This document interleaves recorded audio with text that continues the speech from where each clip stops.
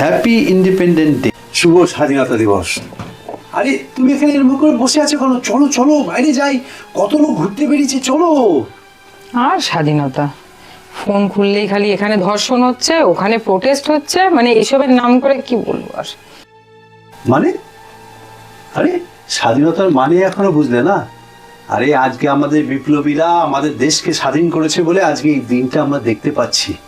আজকে এই দিনের জন্য আজকে আমরা যেরকম ইচ্ছা খেতে পাচ্ছি, যেখানে ইচ্ছা যেতে পাচ্ছি, যেরকম ইচ্ছা কথা বলতে পারছি।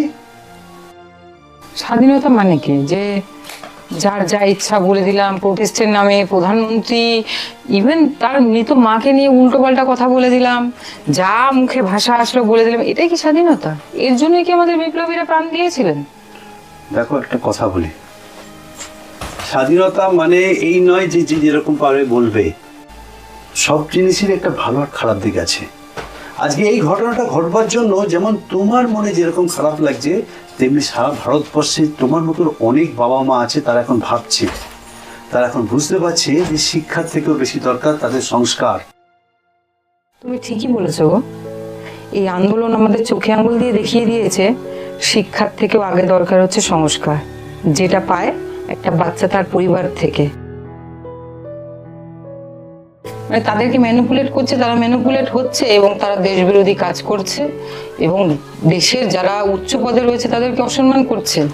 আরে বাবা, তোমাকে আমি একটা কথা বলি, শুধুমাত্র কিছু মুষ্টিমেয় লোকের জন্য কখনো একটা জেনারেশনকে তুমি বলতে পারো না।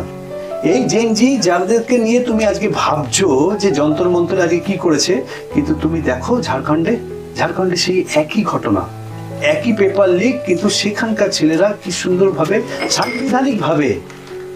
সাংবিধানিকভাবে সমস্ত লড়াই করছে, তারা নিজেদের মর্যাদাকে ভোলেনি। প্রভাব যাতে আমাদের জেন বিটার মধ্যে না পড়ে, আমাদের তো সেদিকে খেয়াল রাখতে হবে। ওদেরকে শুধু উচ্চ শিক্ষা দিলেই হবে না, ওদেরকে শেখাতে হবে কি করে বড়দের সাথে আচরণ করতে হয়, কিভাবে লোকের সাথে কথা বলতে হয়, কিভাবে বড়দের সম্মান দিতে হয়। কিছু মুষ্টিমেয় মানুষের জন্য কখনো আমাদের এই স্বাধীনতার দিনটাকে আমরা কখনো নষ্ট করতে পারি না। আজকের দিনে আমাদের দেশ স্বাধীন হয়েছে, চলো আমরা মেয়েকে নিয়ে আজকে আমরা পতাকা তুলি, চলো। হ্যাঁ গো, পুরনো অভিজ্ঞতা থেকে শিক্ষা নিয়ে আমাদের সামনের দিকে এগিয়ে চলতে হবে। ঠিকই বলেছো।